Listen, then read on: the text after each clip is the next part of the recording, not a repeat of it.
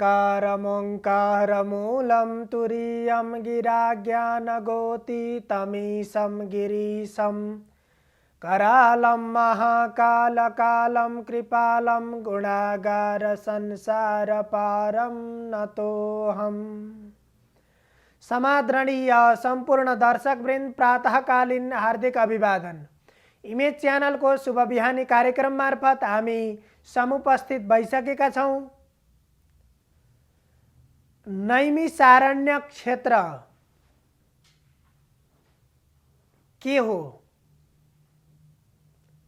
हामीले विभिन्न शास्त्रीय कुराहरू श्रवण गर्दा विभिन्न जति पनि भगवान वेदव्यासले रचना गरेका अष्टादश पुराणहरू, उपपुराणहरू अनि तिनका विभिन्न आख्यानहरू श्रवण गर्दा जहाँ पनि यत्र तत्र जो धार्मिक कृत्य कर्महरू गरेका दृष्टान्तहरू भेटिन्छन्, ती दृष्टान्तसँग जोडिएका विषयहरू आउँछन् अनि ती सबैमा हामीले सुन्ने गर्छौं नैमिषारण्य क्षेत्र।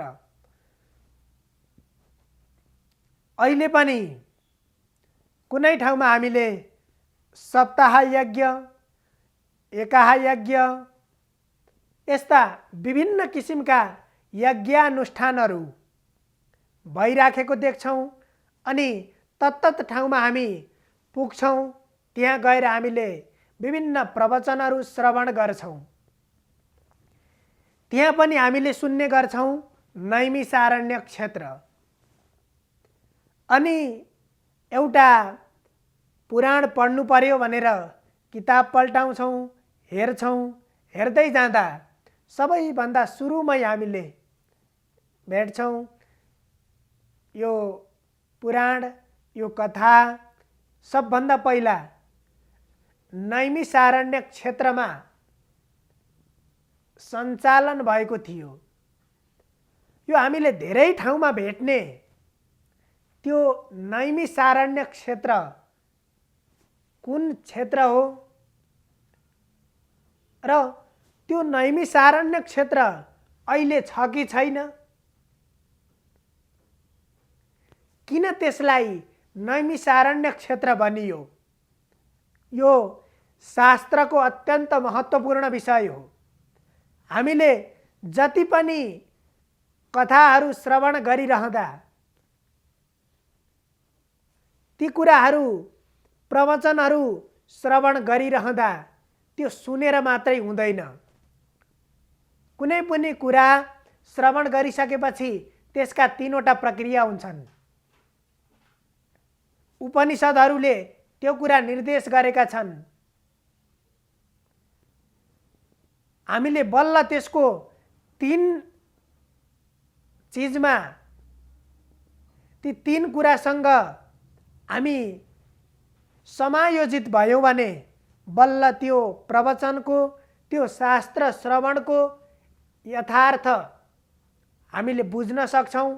त्यसको वास्तविकता हामीलाई थाहा हुन्छ। त्यसैले श्रवण, मनन र निधिध्यासन त्यस्तै ती शास्त्रीय विविध विषयहरूमा नैमिषारण्य क्षेत्र जब द्वापर युगको अन्त्य भयो, त्यो द्वापर युगको अन्त्यको समयमा युगले कलियुगको प्रारम्भ भएको थियो। तर ज्ञानद्वारा जीवनलाई मुक्ति गराउने, जीवनबाट मुक्त हुने विभिन्न मार्गहरूमध्ये एउटा ज्ञान मार्ग, त्यो मार्गलाई नै परम आश्रय ठानेका जो सौनकादि 88,000 ऋषिमुनिहरू, जसले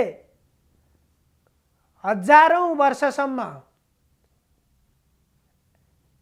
यज्ञ लगाएर हजारौं वर्षसम्म चलिरहने यज्ञानुष्ठानहरू गरेर सम्पूर्ण शास्त्रहरू श्रवण गरेका थिए र जसबाट प्राप्त गरेको ज्ञानद्वारा उनीहरूले आफ्नो जीवनको उद्धार गरे र त्यस्ता ऋषि महर्षिहरूले देखाएको मार्ग हामीले अहिले चर्चा परिचर्चा गर्दैछौँ र ती मार्गको हामीले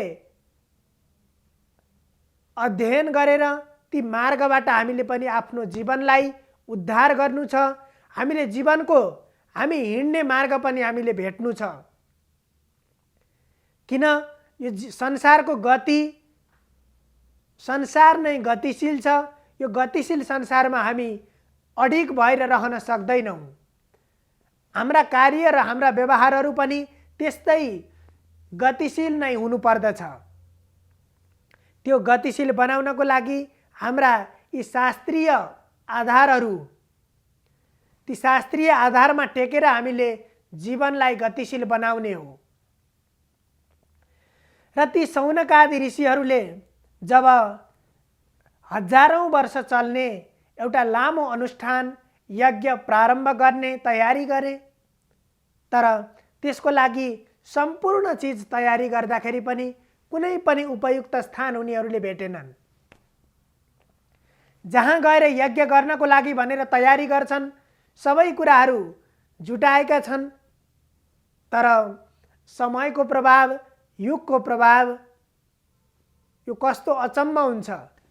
जस्तो कि हामीले बिहान उज्यालो भइसकेपछि अब अँध्यारो भइदियोस् भनेर हामीले कल्पना गर्दैमा, हामीले चाहदैमा, अथवा मैले अँध्यारो बनाउँछु भनेर हामीले अँध्यारो बनाउन सक्दैनौँ।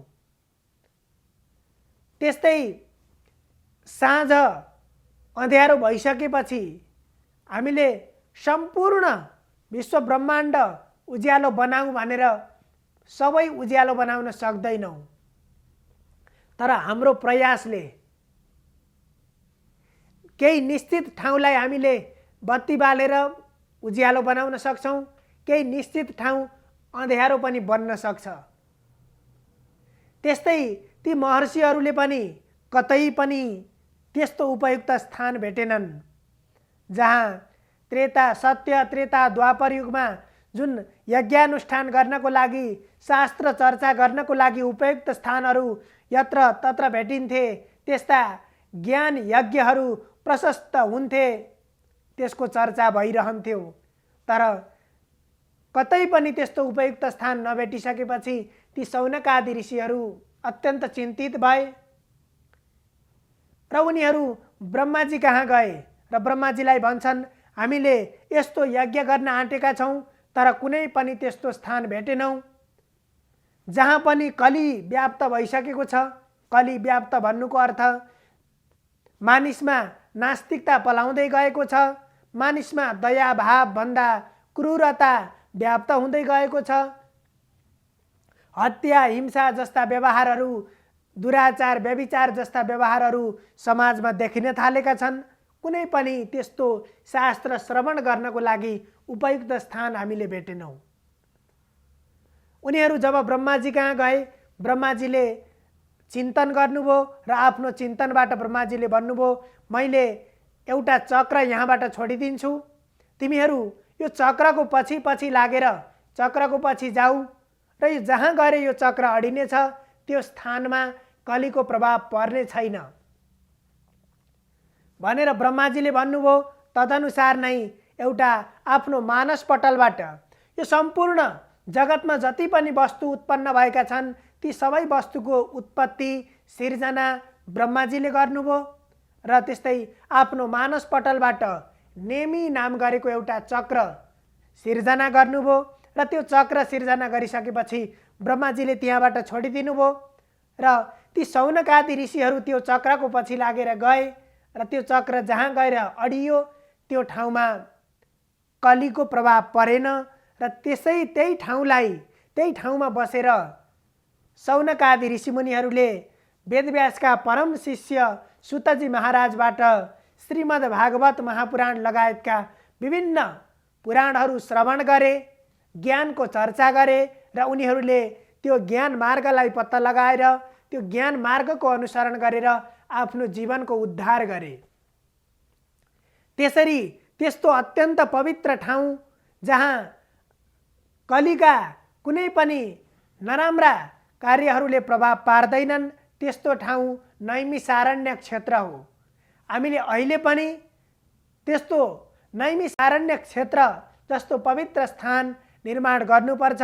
त्यस्तो बनायौँ भने हाम्रो समाज एउटा सभ्यता र सुसंस्कृतको मूल बन्न सक्छ। यो नै हामीलाई हाम्रो जीवनलाई सहज बनाउने एउटा प्रमुख आधार हो। सर्वे भवन्तु सुखिनः, सर्वे सन्तु निरामया, सर्वे भद्राणि पश्यन्तु, मा कश्चित् दुःखभाग् भवेत्। हजुरहरूको दिन शुभ होस्। धन्यवाद।